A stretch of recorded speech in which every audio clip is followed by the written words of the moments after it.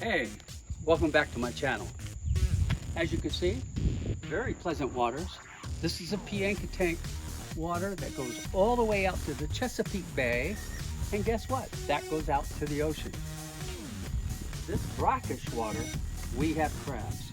Now, you've seen some of my other videos. We pulled in a big haul last time. This time we're hoping for a lot more crabs, and we're going to show how we clean them before we steam them. Let's start with this one.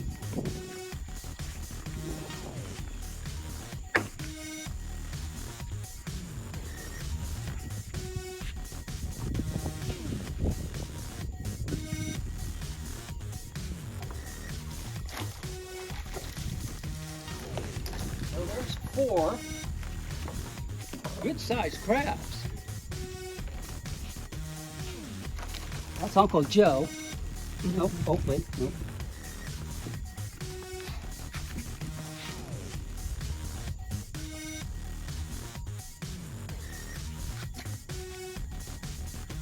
Let's pull up the second one.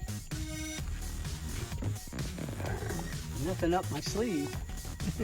But let's see what's in the crab pot. Number 2. It feels heavy. Could just be the mud, or it could be full of crabs.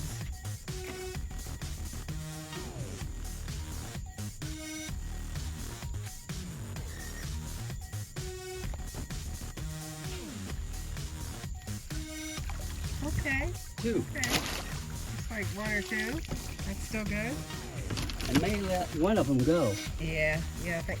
Oh, he has something on his back actually. Yeah, I say that guy gets to go free. And I don't know. Oh, maybe he lost a leg. Not sure what that is, but anyway, Bill and I, who I am Angela, his wife, we're gonna let that guy go. It's too small, regardless. Yeah, it was from the missing flipper. Oh yeah. Mm-hmm. So here on the Wilton Creek, which leads out to the Piankatank River, Native American, and goes out to the Chesapeake Bay into the Atlantic Ocean. So right here on our deck, our dock, we get to catch our own crabs, take them up to the house, and steam them, which we'll be showing you how we clean them prior to steaming today. Right, Bill? That's Yeah? correct. It's kind of a struggle to get them out of that crab pot. Of course, they can pinch the crap out of you. We're using chicken here today. Chicken legs, actually. Okay, here's the little guy we're gonna let go. You may go. You're free. They, it's a natural thing for them to just swim back toward the water and drop themselves in. And there he goes. Oh, these are gonna be some good eating. Can't wait. We've been catching crabs all summer and cleaning them, steaming them, and putting them in the freezer for a big feast all at once. We're going to have family and friends over and do one big crab feast. Uh-oh, we need the pliers. Hurry up. Don't let him go. Don't let him go. I'll hold this. You go get the pliers, dear. So I'm trapping him with this pot because, as I said, the natural instinct is to head toward the water, and this guy we don't want to let go. I can't eat my toes either. All right, there you go. Nice little muddy bucket full of muddy crabs that we're going to go wash off, and we're going to hit the pot. We did it! So now that we have caught those crabs, we put them in, basically I clean them, rinse them, get the dirt off. Then I put them in cold water. I add ice, you see a little bit there. I'm adding a little bit more. That way they're lethargic when you handle them and they don't bite you. So when I'm ready to do that, I do get my water hot, and I did put a little bit of Old Bay in there. Now normally when I put them to steam them, I put the Old Bay on the meat after we clean them. But one of my subscribers said, let's do it this way. So I'm gonna do that, and thank you. I'm just gonna put them in there, steam them, and I'll have a little Old Bay in the water only. And that way I can try the difference of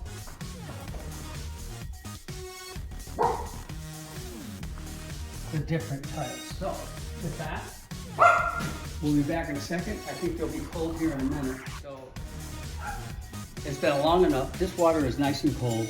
Still got some cubes, but I just want to point out a couple things. When you're cleaning these before you steam them, I always have these tools ready. One, a butter knife. Most people don't need it, but just in case. The tongs in case whatever. And if these guys are really strong, you really need leather gloves.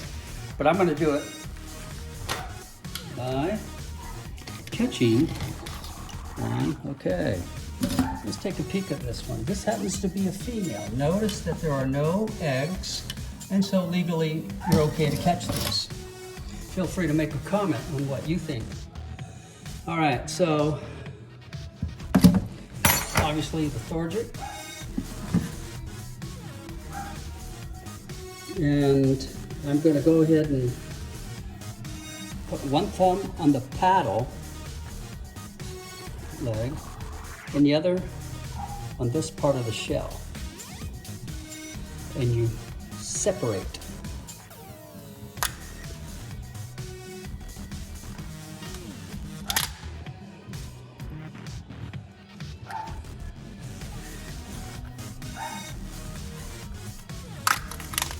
Okay, from here, and that's where the butter knife comes in, we have to get rid of the lungs.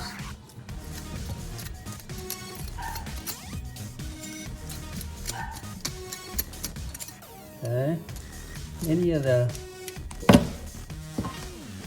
slippery, all the excess in there. As it doesn't sound good, you remove the eyes. Lastly, you take off the end of the tail. You take that off. Now I'm going to use cold water and clean that out. Now, some people have done it using a garden hose because there's a lot of pressure. This is where you can also use that butter knife to help you do a little scraping to get the rest of the, let's call it guts, out.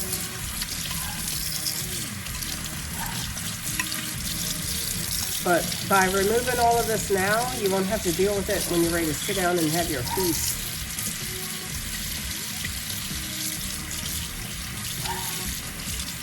That's why this year, we're cleaning them ahead of time.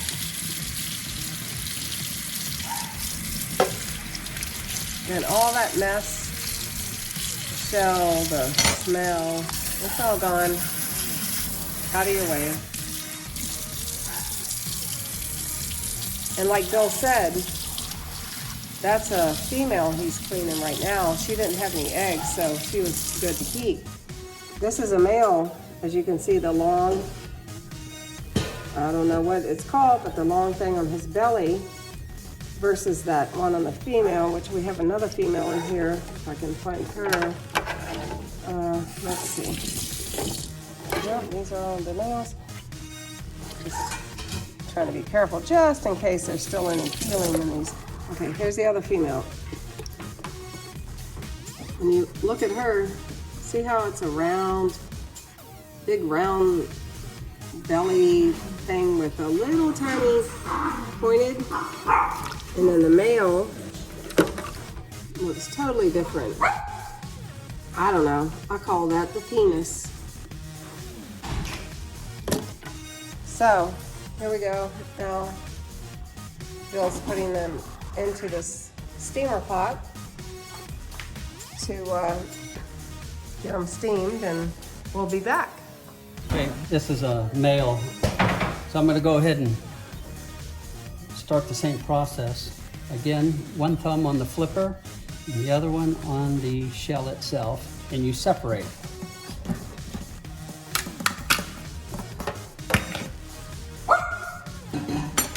Then you got to clean devil fingers off the lungs.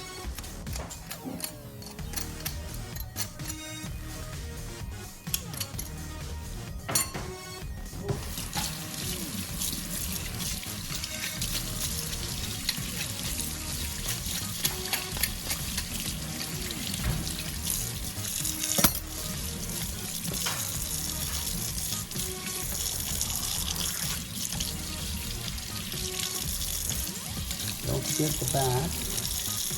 Take that tail off. Once you get this part off, it's really a lot easier cleaning in here. If you have a lot of force in your water, I use this. It's a little easier to spread it out.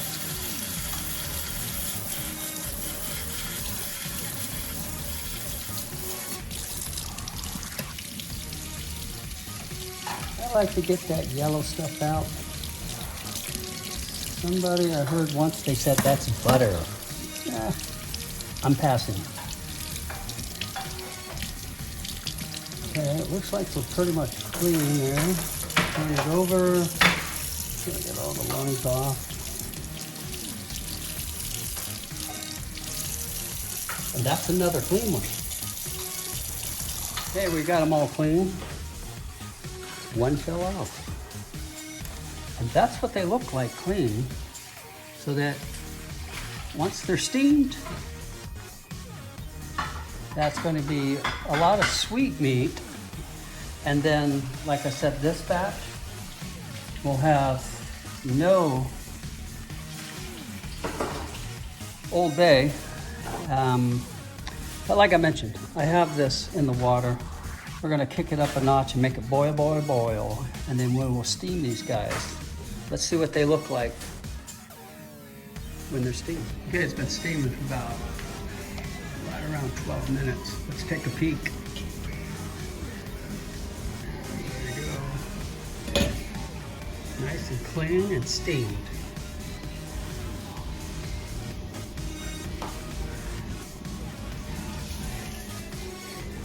We let it cool off.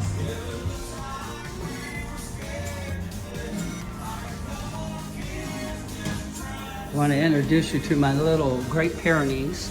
Hey, baby. It's a boy. And I think we're going to call him Bo. And he's gone.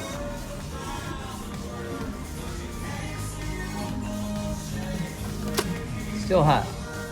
When they're done, they cool off. I'm going to bag them, tag them, put them in the freezer.